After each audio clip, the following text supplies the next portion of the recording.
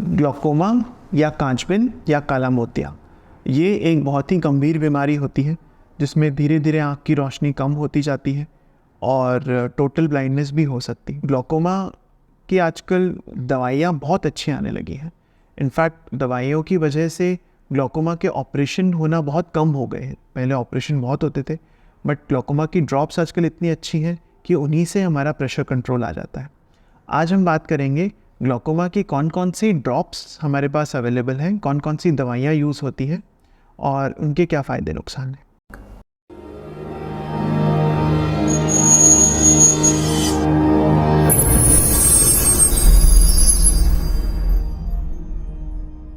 नमस्ते, मैं हूं डॉक्टर सुमित अग्रवाल और आप देख रहे हैं आई हेल्थ फॉर यू, जहां आपको मिलती है एकदम सिंपल लैंग्वेज में आंखों से जुड़ी सारी जानकारी।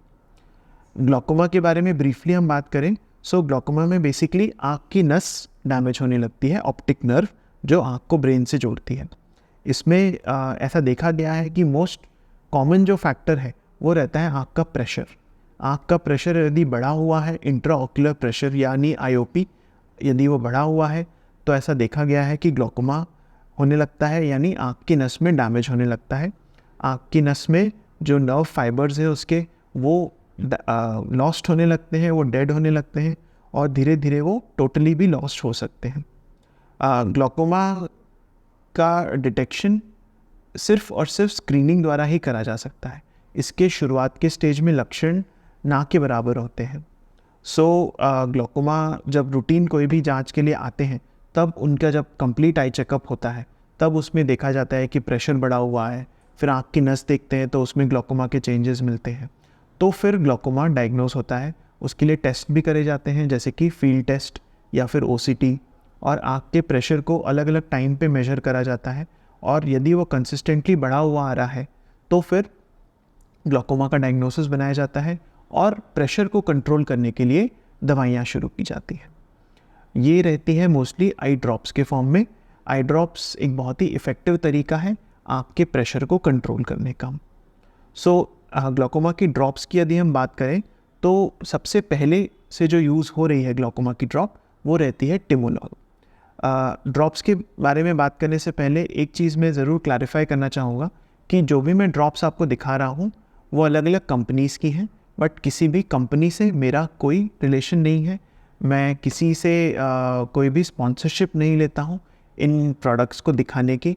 ये ड्रॉप्स जो है सिर्फ आपकी नॉलेज के लिए मैं आपको दिखा रहा हूँ और ऐसा नहीं है कि ये सबसे अच्छी ड्रॉप्स है। हो सकता है इनसे भी अच्छी ड्रॉप्स हो अलग अलग कंपनीज़ की, बट जस्ट एक दिखाने के हिसाब से मैं आपको पर्टिकुलर ड्रॉप्स को शो करूँगा। जो सबसे पुरानी ग्लूकोमा की ड्रॉप जो आज भी हम यूज़ कर रहे हैं वो होती है टिमोलॉल। टिमोलॉल मैलिएट करके आती है 0.5%, और ये ड्रॉप अभी तक भी काफ़ी कॉमनली यूज़ होती है और ये काफ़ी इफ़ेक्टिव है आँख के प्रेशर को कम करने के लिए। ये बेसिकली करती क्या है, ये जो आँख के अंदर एक स्पेशल तरह का पानी बनता है उसे कहते हैं एक्वस ट्यूबर, उसके प्रोडक्शन को कम कर देती है, उसके बनने के रेट को कम कर देती है। ऑब्वियसली अगर कोई भी क्लोज चीज़ है और उसके अंदर पानी आ रहा है और जा रहा है, अगर पानी आने के रेट को हम कम कर देंगे तो जाने के रेट कांस्टेंट है तो उसके अंदर का प्रेशर कम हो जाएगा। ये बेसिकली जो प्रोडक्शन है उसको ये कम कर देती है, एक्वस प्रोडक्शन को कम करती है, जिसकी हेल्प से आँख का प्रेशर कंट्रोल में आता है। इसका डोज जो है वो मॉर्निंग इवनिंग का रहता है, 2 बार इसे डालना रहता है, एक बार सुबह एक बार शाम को, तो ये इफ़ेक्टिव कंट्रोल रहता है। आजकल कुछ स्पेशल प्रिपरेशंस भी आते हैं जिन्हें दिन में एक ही बार डालना पड़ता है, तो वो भी इफ़ेक्टिव है, but mechanism of action same रहता है इसका। Timolol one of the safest drops है ग्लूकोमा में जो यूज़ करी जा सकती है। आँख में इसके साइड इफ़ेक्ट्स ना के बराबर रहते हैं, बट कोई भी ड्रॉप में प्रिजर्वेटिव रहता है थोड़ा सा, ताकि वो ख़राब ना हो, वो लंबे टाइम चले। वो प्रिजर्वेटिव की वजह से अगर लंबे टाइम तक ग्लूकोमा की ड्रॉप्स यूज़ हो रही हैं, और ग्लूकोमा की ड्रॉप्स हमें लाइफ लॉन्ग ही डालनी रहती, ऐसी कंडीशन में आँख में चुभन जलन प्रिजर्वेटिव की वजह से हो सकती है। ऐसे केस में टेम्पररी हम प्रिजर्वेटिव फ्री वाली ड्रॉप्स यूज़ कर सकते हैं या फिर कुछ आर्टिफिशियल टीयर ड्रॉप्स यूज़ कर सकते हैं जिससे आँख को रिलीफ मिले। इस ड्रॉप के बॉडी पे कभी कभी कुछ साइड इफ़ेक्ट्स हो सकते हैं, तो स्पेशली जिन पेशेंट्स को डायबिटीज़ है, ब्लड प्रेशर है, अस्थमा की शिकायत है, उनको हम ये अवॉइड करते हैं देना, क्योंकि ये थोड़ा सा डिस्टर्ब कर सकती है बॉडी की इन बीमारियों को। नेक्स्ट जो ड्रॉप आती है इन नो पर्टिकुलर सीक्वेंस, वो होती है ब्रिमोनिडीन। ब्रिमोनिडीन भी एक बहुत अच्छा मॉलिक्यूल है। ये भी हम यूज़ करते हैं ग्लोकोमा में। इसका 0.1% कॉन्सेंट्रेशन यूज़ करा जाता है और इसका भी डोज रहता है morning and evening. Morning and evening इसे यूज़ करा जाता है और काफ़ी इफ़ेक्टिव रहता है ये आँख के प्रेशर को कम करने में। ये जो ड्रॉप है ये भी आँख के अंदर जो एक्वस बन रहा है उसके प्रोडक्शन को कम करती है और प्रोडक्शन कम करने से आँख का प्रेशर कम हो जाता है। ब्रिमोनिडीन का आँख में एक साइड इफ़ेक्ट हो सकता है, वो रहता है आँख के अंदर एलर्जी होना। किसी किसी को इस पर्टिकुलर मॉलिक्यूल से एलर्जी होती है तो आँख में इससे लालपन आना, जलन होना, खुजली होना, ये चीज़ हो सकती है। कभी कभी पलकों के ऊपर भी इसमें सूजन आ सकती है, पलकों की स्किन रेड हो सकती है, वो स्वेलिंग आ सकती है उसमें। तो यदि ब्रिमोनिडीन से किसी को एलर्जी होती है तो उन्हें हम ब्रिमोनिडीन फिर बाद में नहीं देते हैं, सिर्फ डाल के ही पता चलता है कि इससे एलर्जी है या नहीं। और बहुत कॉमन नहीं होती है और काफ़ी इफ़ेक्टिव तरीका है ये आँख के प्रेशर को कम करने का। ब्रिमोनिडीन का एक एडवांटेज और भी होता है कि वो आँख के अंदर का ब्लड फ्लो इम्प्रूव करती है और ये इसका न्यूरोप्रोटेक्टिव इफ़ेक्ट कहते हैं इसे। और इससे देखा गया है कि जो आँख के नस के सेल्स हैं उनकी लाइफ बढ़ती है। नेक्स्ट जो कॉमनली हम यूज़ करते हैं वो होता है ब्रिंजोलामाइड। ब्रिंजोलामाइड भी एक बहुत इफ़ेक्टिव मॉलिक्यूल है। ये कार्बोनिक एनहाइड्रेज इनहिबिटर होता है। ये बेसिकली अगेन आँख के अंदर जो एक्वस बन रहा है उसकी प्रोडक्शन को कम करता है और ये काफ़ी इफ़ेक्टिव रहता है।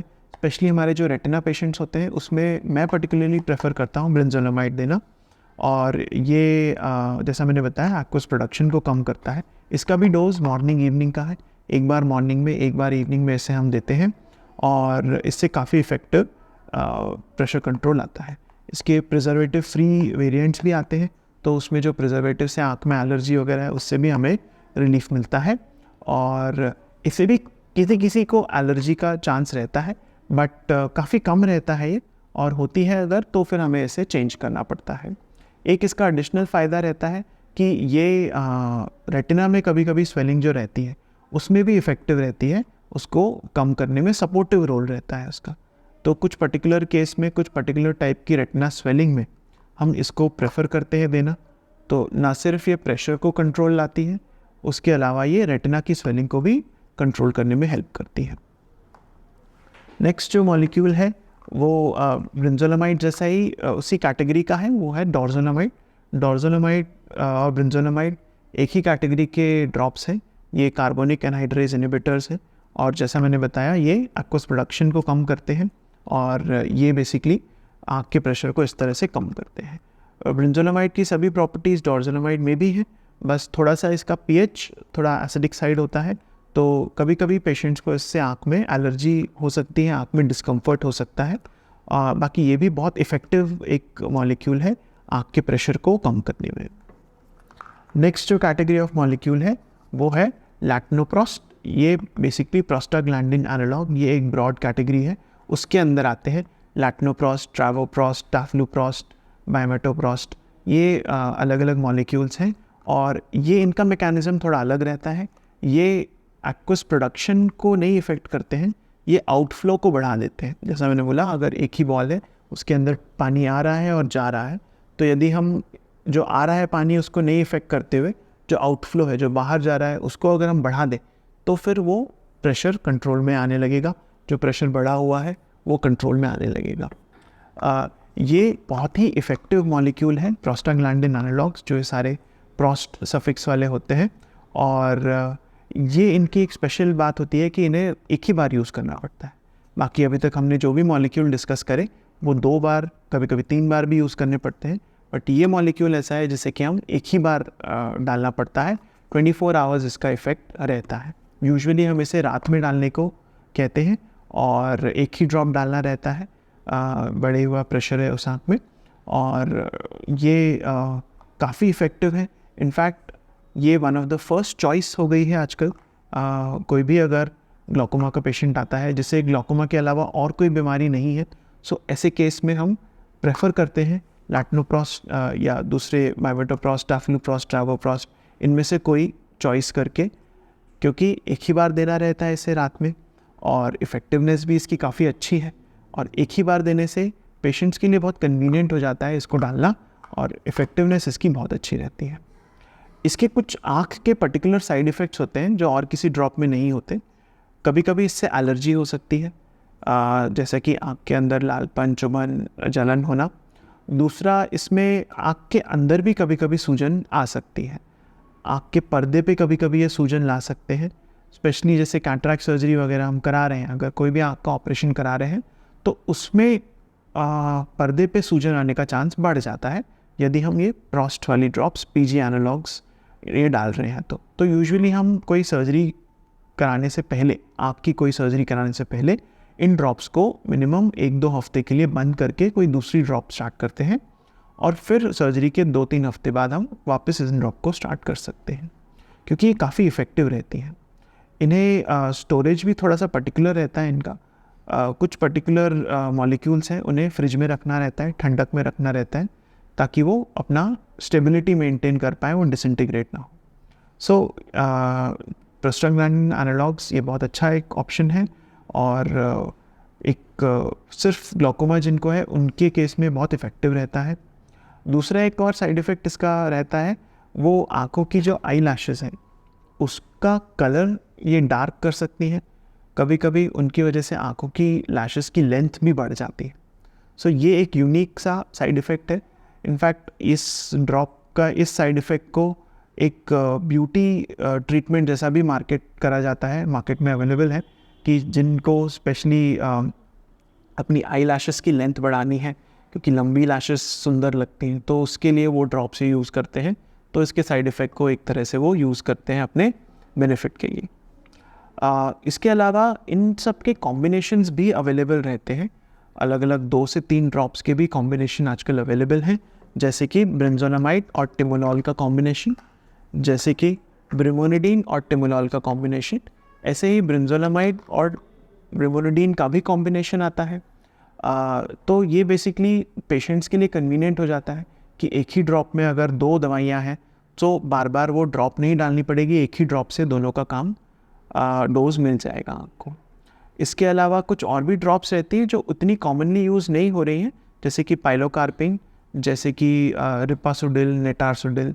ये थोड़े से नए मॉलिक्यूल्स हैं। पाइलोकार्पिन काफ़ी टाइम से यूज़ होता है, बट आजकल इतना कॉमनली नहीं यूज़ होता क्योंकि उसके कुछ साइड इफ़ेक्ट्स रहते हैं। जो नए मॉलिक्यूल्स हैं, रिपासोडिल, नेटारसोडिल, ये भी इफ़ेक्टिव हैं, बट इनको यूजुअली कोई एग्जिस्टिंग ड्रॉप के साथ हम ऐड करते हैं, जिससे कि प्रेशर कंट्रोल में आता है। सो ये तो ड्रॉप्स थी जो कि हम यूज़ करते हैं प्रेशर कंट्रोल के लिए। उसके अलावा टैबलेट्स भी आती हैं कुछ, जिससे कि प्रेशर कंट्रोल करा जा सकता है, जैसे कि एसिटोजोलेमाइड करके एक मॉलिक्यूल होता है, उसका कॉमन नेम डायमॉक्स या आयोपार एसआर नाम से आता है। उसको हम देते हैं अगर प्रेशर बहुत हाई है, अगर ड्रॉप से कंट्रोल में नहीं आ रहा है, सो कुछ टाइम के लिए उन्हें हम दे सकते हैं। बहुत लंबे टाइम के लिए नहीं यूज़ करना चाहिए इन टैबलेट्स को, क्योंकि ये किडनी पे असर दे सकती है, इलेक्ट्रोलाइट्स बॉडी के डिस्टर्ब कर सकती हैं। सो टेम्प्रेरी यूज़ के लिए टैबलेट्स भी यूज़ होती हैं। उसके अलावा कुछ इंजेक्शंस भी आते हैं, जैसे कि इंट्रावीनस इंजेक्शन आता है मैनेटॉल का, उससे भी हम टेम्प्रेरी जब बहुत हाई प्रेशर हो जाता है तो उसका यूज़ कर सकते हैं, ताकि प्रेशर वो अक्यूट स्टेज में कंट्रोल में आ जाए। फिर उसके बाद जो भी आगे का स्टेप है वो हम करते हैं। उसके अलावा कुछ सिरप्स भी आते हैं, जैसे कि ग्लिसरॉल का सिरप आता है, वो भी हम टेम्प्रेरी यूज़ करते हैं अक्यूटली बहुत हाई प्रेशर को कंट्रोल में लाने का। सो ये एक ब्रॉड ओवरव्यू था मेडिकल मैनेजमेंट ऑफ ग्लूकोमा का, जिसमें मैंने आपको बताई अलग अलग ड्रॉप्स जो कि यूज़ होती हैं ग्लूकोमा में कॉमनली, और कुछ टैबलेट्स और इंजेक्शंस जिससे कि हम प्रेशर को कंट्रोल में ला सकते हैं। कौन सी ड्रॉप आपके लिए बेस्ट है, ये आपके आई डॉक्टर ही बेस्ट जज हैं। उनकी सलाह पे ट्रस्ट करें, उनकी राय को मानें। और ग्लूकोमा में सभी पेशेंट्स को मैं बोलता हूँ मोस्ट इम्पॉर्टेंट चीज़ होती है कंप्लायंस। कंप्लायंस मतलब जो ड्रॉप आपको रिकमेंड करी गई है उसे रोज़ डालना, सेम टाइम पे डालना और करेक्ट डोज में डालना। कोई भी आई ड्रॉप सिंगल एक बार में एक ही ड्रॉप डाली जाती है। ड्रॉप डालने के बाद एटलीस्ट 30 सेकेंड्स आँख को बंद रखना होता है, और सेकेंड ड्रॉप डालने से पहले 2 मिनट से 5 मिनट्स का गैप रखना होता है। ग्लूकोमा ड्रॉप्स को उसी टाइम पे डालना भी ज़रूरी है जिस टाइम पे रोज़ आप डाल रहे हैं, क्योंकि उनका इफ़ेक्टिवनेस कम होता जाता है और बाई चांस अगर आप भूल जाते हैं डालना, तो जब भी याद आए तब उस ड्रॉप को आप डाल लें, ताकि उसका डोज मिस ना हो और इफ़ेक्टिवनेस अपनी ड्रॉप की बनी रहे। ये था ग्लाकोमा की मेडिकेशन के बारे में। उम्मीद करता हूँ इससे आपको फ़ायदा हुआ होगा। कमेंट सेक्शन में ज़रूर डालें अपने आँखों से रिलेटेड सारे सवाल, ताकि मैं दे सकूँ उनके जवाब। अच्छा देखिए, अच्छे से देखिए। धन्यवाद और नमस्ते।